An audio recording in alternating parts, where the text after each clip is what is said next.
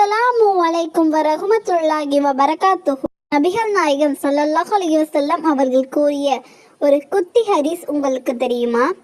இதோ கூறுகிறேன். ஒரு தடவை நபி ஸல்லல்லாஹு அலைஹி வஸல்லம் அவர்கள் தன்னுடைய துணைவிமார்களான ஹஜ்ரத் உம்மு சல்மா ரலியல்லாஹு அன்ஹா மற்றும் ஹஜ்ரத் மைமூனா ரலியல்லாஹு அன்ஹா அவர்களுடன் அமர்ந்திருந்தார்கள். அப்போது ஹஜ்ரத் அப்துல்லாஹ் இப்னு உம்மி மக்தும் ரலியல்லாஹு அன்ஹு என்ற கண் பார்வையற்ற சஹாபி ஒருவர் அங்கே வந்தார்கள். உடனே அண்ணலால் தமது துணைவிமார்களை மறைந்து கொள்ளும்படி கூறினார்கள்.